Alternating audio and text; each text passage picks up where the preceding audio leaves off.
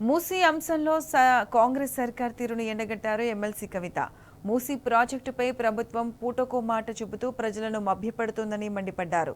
తప్పుడు సమాచారం ఇస్తూ సభను తప్పుదోవ పట్టిస్తున్నారని ధ్వజమెత్తారు. మూసీ ప్రాజెక్టు ప్రజల కోసమా లేక రియల్ ఎస్టేట్ వ్యాపారుల కోసమా చెప్పాలని డిమాండ్ చేశారు.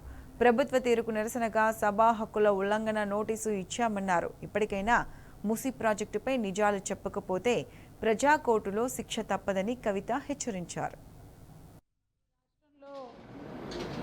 మూసీ నదిని పునరుజ్జీవనం చేస్తామని చెప్పేటటువంటి పేరుతోని రాష్ట్ర ప్రభుత్వం మరి పూటకొక మాట చెప్తున్నటువంటి సందర్భంలో మూసీ పరివాహక ప్రాంతంలో ఉన్నటువంటి పేదవాళ్ళ ఇళ్ల మీద పడి ప్రభుత్వం చేసినటువంటి విధ్వంసాన్ని కూడా తెలంగాణ ప్రజలందరూ కూడా చాలా బాధతోని చాలా ఆవేదనతోని చూసి గమనించడం జరిగింది.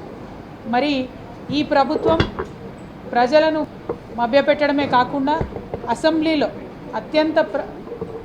అత్యంత పవిత్రమైనటువంటి అసెంబ్లీలో ప్రజలు ఎన్నుకొని పంపించేటటువంటి ప్రజాప్రతినిధులు ఉండేటటువంటి అసెంబ్లీలో కూడా మరి వారు రాంగ్ ఇన్ఫర్మేషన్ ఇవ్వడం అన్నది నిజంగా కూడా జీర్ణించుకోలేనటువంటి పరిస్థితి ఉన్నది.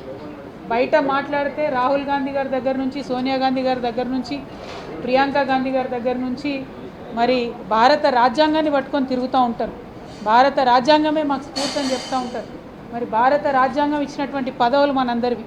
భారత రాజ్యాంగం అంటే ప్రజల పట్ల మనము నీతి నిజాయితీతో వ్యవహరిస్తేనే నిజంగా రాజ్యాంగాన్ని మనం గౌరవించినట్టు.